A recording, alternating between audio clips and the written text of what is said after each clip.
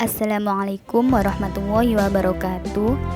Kami dari kelompok 7 akan membahas hasil diskusi kelompok kami dengan judul Akad dalam Muamalah dan Perkembangannya, yang beranggotakan Nada Yumna Ramadanti, Lailatul Fariha, Silvi Ainul Ilmah, dan Evia Laili Widiawati. Pengertian muamalah. Pengertian muamalah secara harfi yaitu pergaulan atau hubungan antara manusia. Sedangkan menurut terminologi, yaitu akad yang memperbolehkan manusia saling tukar-menukar dengan cara-cara dan aturan-aturan yang ditentukan Allah supaya menjadi suksesnya urusan ukhrawi. Muamalah menurut Abdullah Al-Safar Fathullah Said yaitu hukum-hukum yang berkaitan dengan tindakan manusia dalam persoalan-persoalan duniawian.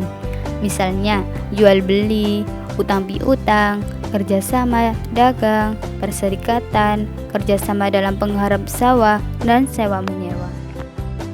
Dasar hukum dan konsep muamalah. Muamalah hukumnya mubah atau boleh. Kegiatan transaksi apapun hukumnya halal selama tidak ada nas yang mengharamkannya. Hukum asal sesuatu itu boleh hingga ada dalil yang mengharamkannya. Ibnu Qayyim melansir pendapat jumhur ulama bahwa hukum asal dari akad dan persyaratan adalah sah selama tidak dibatalkan dan dilarang oleh agama. Konsekuensi dari hukum asal muamalah boleh ini adalah memilih mana yang halal dan haram. Prinsip mengedepankan yang halal dan menjauhi yang haram, termasuk menjauhi transaksi berbau riba. Prinsip-prinsip muamalah. Berikut adalah prinsip-prinsip dalam muamalah yaitu 1.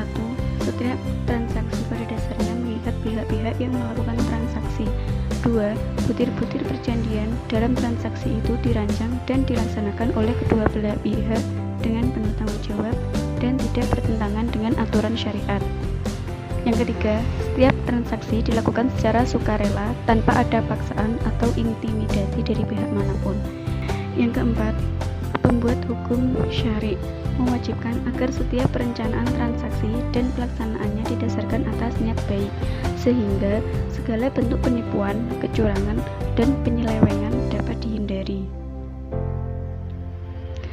Macam-macam akad muamalah. Yang pertama, akad yang sah dan akad yang batal atau al-aqd al-sahih wa al-aqd al-batil.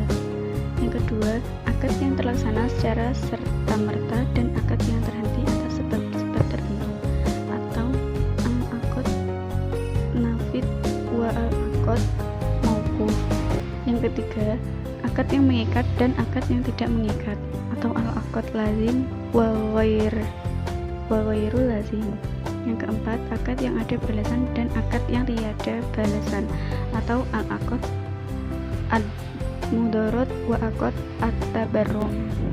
Yang kelima, akad yang memindah milik lainnya dan akad yang memindah milik sahaja atau al-uqud tamlik al-ain wa uqud tamlik al-manfaat.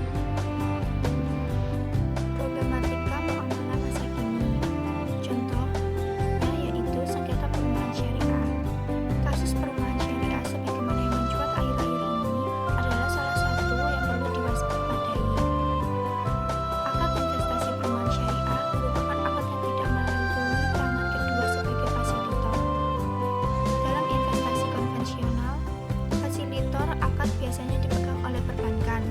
Sementara dalam investasi perumahan syariah, keterlibatan perbankan kini dinisbikan dengan alasan menghindari akad riba di dalamnya.